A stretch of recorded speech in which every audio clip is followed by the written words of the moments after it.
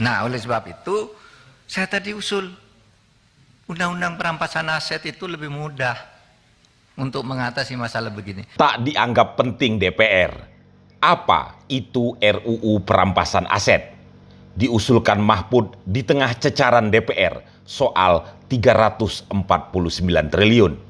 Meski sambil menjawab cecaran anggota Komisi 3 yang mempermasalahkan Mahfud MD mengumumkan dugaan tindak pidana pencucian uang 349 triliun, dalam beberapa kesempatan Mahfud MD terus menyinggung tentang pentingnya undang-undang perampasan aset. Menurut Mahfud, undang-undang seperti itu diyakini bisa lebih bagus dalam membangun kasus untuk mengusut kejahatan-kejahatan seperti misalnya tindak pidana pencucian uang yang sangat kompleks itu.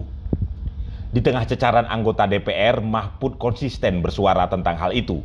Sementara tampaknya hanya beberapa anggota DPR yang antusias tentang yang ditawarkan oleh Mahfud MD itu. Yang lain lebih banyak sibuk mencecar perkara soal Mahfud yang sekonyong-konyong mengumumkan dugaan TPPU 349 triliun di Kementerian Keuangan. Sulit memberantas korupsi itu. Tolong melalui Pak Bambang Pacul, tolong Pak, undang-undang perampasan aset tolong didukung. Biar kami bisa ambil begini-begini ini Pak, kata Mahfud dalam rapat dengar pendapat bersama DPR RI Komisi 3 pada Rabu lalu. Mahfud menuturkan pemerintah sudah mengajukan RUU perampasan aset untuk diproses DPR sejak tahun 2020, tetapi tiba-tiba dikeluarkan dari daftar program legislasi nasional. Padahal isinya sudah disetujui oleh DPR yang lalu. Pemerintah lalu memperbaiki yang dulu lalu disepakati, ujarnya. Lalu apa itu RUU perampasan aset? Rancangan undang-undang RUU perampasan aset tindak pidana dinilai penting untuk segera disahkan. Melalui aturan itu, negara dapat merampas aset yang berasal dari tindak pidana dan merugikan keuangan negara tanpa menunggu pembuktian perbuatan pidananya.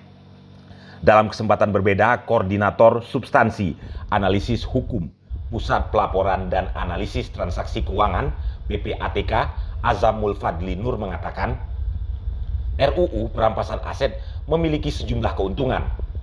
Azamul mencontohkan dalam sistem pemidanaan saat ini, objek perampasan aset umumnya mencakup dua hal, yaitu hasil kejahatan dan alat yang digunakan untuk melakukan kejahatan atau aset-aset yang terkait dengan kejahatan. Namun kita tidak menganut misalnya bagaimana kalau misalnya hasil kejahatan tersebut diusahakan, dibisniskan, menghasilkan keuntungan. Bisa tidak itu dirampas keuntungannya? Kata Azamul dalam tayangan podcast YouTube PPATK belum lama ini.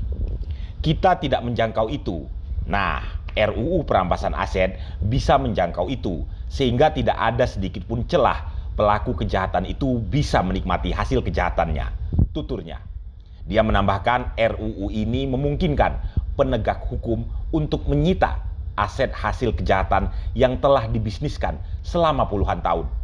Tetap semua bisa dirampas, karena itu adalah merupakan keuntungan-keuntungan yang diperoleh dari hasil kejahatan yang sebelumnya dia usahakan, ujar Azamul.